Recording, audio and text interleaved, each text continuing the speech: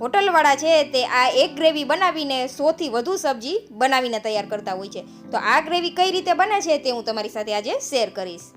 જો આ ગ્રેવી બનાવીને તમે રાખેલી હશે તો તમે આમાંથી ફટાફટ ફક્ત 5 મિનિટની અંદર ગમે તે સબ્જી બનાવીને તૈયાર કરી શકો છો.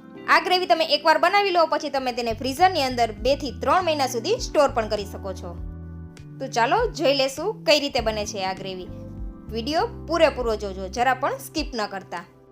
તો આપણે 150 ml તેલ લીધેલું છે.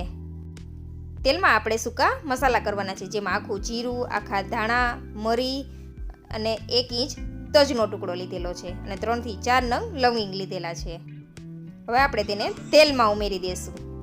ગ્રેવી માટે આપણે 500 ગ્રામ ડુંગળી, 100 ગ્રામ લસણ, 50 ગ્રામ આદુ અને 500 ગ્રામ ટમેટા લીધેલા છે.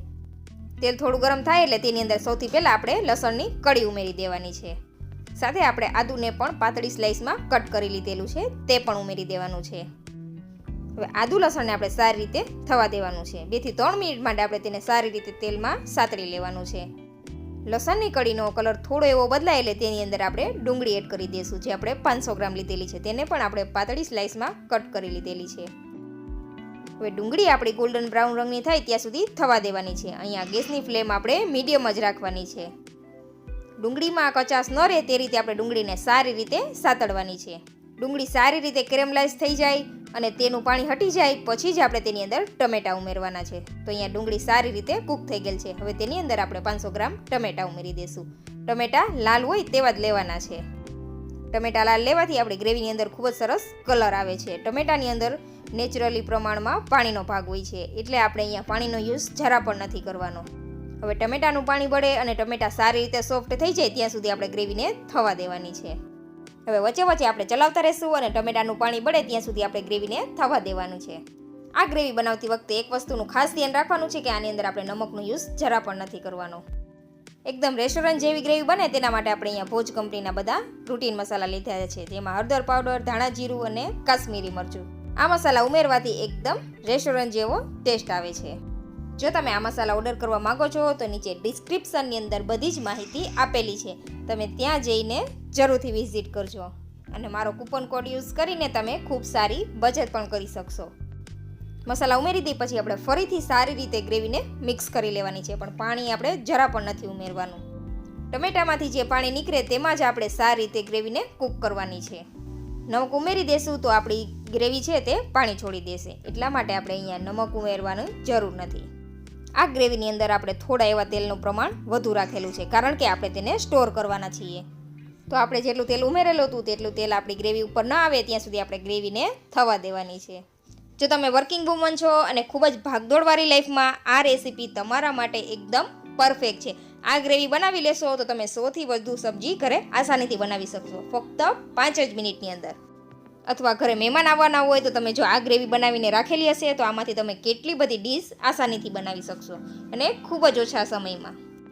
એકવાર આ ગ્રેવી બનાવી લો પછી તમે તેને ફ્રીઝરની અંદર 2 થી 3 મહિના સુધી સ્ટોર પણ કરી શકો છો. ગ્રેવી આપણી પાકી જાય પછી તેની અંદર આપણે 1 મોટી ચમચી કિચન કિંગ ગરમ મસાલો એડ કરશું, તે પણ આપણે ભોજનો લીધેલો છે. આ મસાલા ખૂબ જ ટેસ્ટી હોય છે અને તેનો કલર પણ નેચરલ હોય છે. તો આપણી ગ્રેવી બનીને તૈયાર છે. તો અહીંયા આપણે ગેસની ફ્લેમ બંધ કરી દઈશું અને સારી રીતે આપણે તેને ઠંડી થવા દઈશું. ગરમા ગરમમાં આપણે તેને પીસવાની નથી, નહીંતર આપણું મિક્સર જાર ખરાબ થઈ જશે. સારી રીતે મિશ્રણ ઠંડુ થાય પછી જ તેને પીસવાનું છે. પણ પીસતી વખતે પણ એક વસ્તુનું ખાસ ધ્યાન રાખવાનું છે કે આપણે તેની અંદર પાણીનો યુઝ જરા પણ નથી કરવાનો અને એકદમ આપણે ફાઇન પીસવાની છે.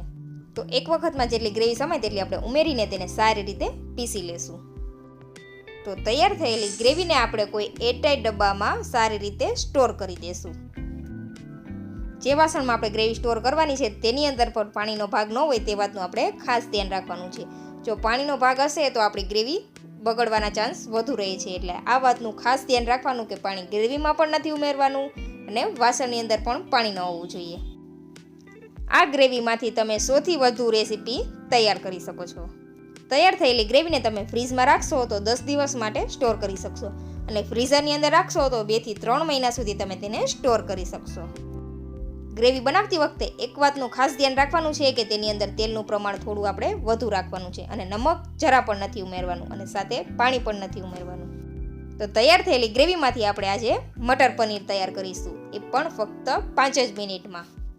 તો એક પેનની અંદર આપણે 1 થી 2 ચમચી જેટલું તેલ લઈ લેશું. તેલ ગરમ થાય એટલે આપણે જીરું ઉમેરવાનું છે, સાથે જ કશ્મીરી લાલ મરચું પાવડર. અને આપણે જે ગ્રેવી તૈયાર કરેલી તેમાંથી આપણે અડધા કપ જેટલી ગ્રેવી ઉમેરી દઈશું અને સારી રીતે ગ્રેવીને આપણે સાતળી લેવાની છે તેલમાં. ગ્રેવીને આપણે સારી રીતે કૂક કરેલી છે એટલે વધુ સમય તેને કૂક કરવામાં નહીં લાગે, ફક્ત આપણે તેમાં વઘાર જ કરવાનો છે. હવે જે મિક્સર જારમાં આપણે ગ્રેવી પીસેલી હતી તેમાં આપણે થોડું પાણી ઉમેરીને ગ્રેવીની અંદર ઉમેરી દઈશું અને સારી રીતે એક બોઇલ આવે ત્યાં સુધી આપણે તેને થવા દઈશું. સબ્જી તમારે જેવી જાડી પાતળી ગ્રેવી રાખવી હોય તેટલું પાણી ઉમેરી દેવાનું. હવે તેની અંદર આપણે બોઇલ વટાણા એડ કરી દેવાના છે અને વટાણાને પણ આપણે ગ્રેવી સાથે સારી રીતે થવા દઈશું. ગ્રેવી આપણી કૂક જ છે એટલે આપણે અહીંયા થોડા એવા જ મસાલા ઉમેરવાના છે. થોડો એવો હળદર પાવડર અને થોડું એવું ધાણાજીરું પાવડર ઉમેરી દઈશું અને સારી રીતે બધી વસ્તુને મિક્સ કરી દઈશું. હવે તેની અંદર આપણે સ્વાદ અનુસાર નમક ઉમેરીશું. નમક આપણે અહીંયા ચેક કરીને જ ઉમેરવાનું છે, કારણ કે આપણે ગ્રેવીની અંદર પણ નમક નથી ઉમેરેલું. જ્યારે ઘરમાં મહેમાન આવવાના હોય ત્યારે તમે આ રીતે બનેલી ગ્રેવી તૈયાર કરીને રાખશો તો તમે ખૂબ જ ઝડપથી ગમે તે ડીશ ઘરે રેસ્ટોરન્ટ જેવી આસાનીથી બનાવી શકશો.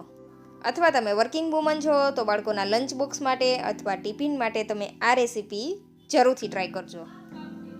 અહીંયા ઢાંકણ ઢાંકીને આપણે 2 મિનિટ માટે ગ્રેવીને થવા દેશું. જ્યાં સુધી કિનારા ઉપર તેલ છૂટું ન પડે ત્યાં સુધી આપણે ગ્રેવીને સારી રીતે થવા દઈશું. તો 2 મિનિટમાં જ આ રીતે કિનારા ઉપર તેલ છૂટું થઈ જશે. તો આપણી ગ્રેવી એકદમ પરફેક્ટ છે. હવે તેની અંદર આપણે પનીર ઉમેરી દઈશું, સાથે થોડા શિમલા મિર્ચ અને ટોમેટાની સ્લાઇસ એડ કરી દઈશું. હોટલ અને રેસ્ટોરન્ટમાં આ ગ્રેવી બનાવીને રાખવામાં આવે છે. આમાંથી તમે 100થી વધુ સબ્જી આસાનીથી બનાવી શકો છો.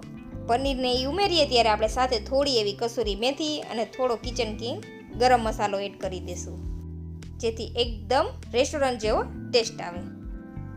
આ ગ્રેવીમાં તમે દાલ મખની, પનીર બટર મસાલા, પનીર તુફાની, કાજુ કરી, કાજુ બટર મસાલા, પનીર અંગારા, પનીર તુફાની, તમે કેટલી બધી પંજાબી રેસીપી અથવા ગમે તે રેસીપી આમાંથી તૈયાર કરી શકો છો.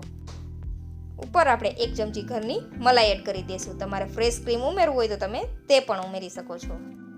તો છે ને એકદમ હોટલ જેવી સબ્જી ઘરે બનાવી ખૂબ જ આસાન અને ખૂબ જ એવા ઓછા ખર્ચમાં તમે આ રેસીપી ઘરે આસાનીથી બનાવી શકો છો. આને તમે એકવાર બનાવી લો પછી 2 થી 3 મહિના સુધી તમે તેને સ્ટોર પણ કરી શકો છો. તો છે ને કામની ટિપ્સ. જો તમને અમારી રેસીપી પસંદ આવી હોય તો વિડીયોને લાઇક કરજો અને ચેનલને સબસ્ક્રાઈબ કરવાનું તો ભૂલતા જ નહીં. અને આ વિડીયો પસંદ આવ્યો હોય ને તમે જૈન છો અને જૈન ગ્રેવી કઈ રીતે બનાય છે તે જોવા માંગો છો તો તે પણ કમેન્ટ કરજો, આપણે તેની રેસીપી પણ જરૂરથી બનાવશું. તો મળીશું બીજા વિડીયો સાથે. ત્યાં સુધી આવજો. Thank you for watching.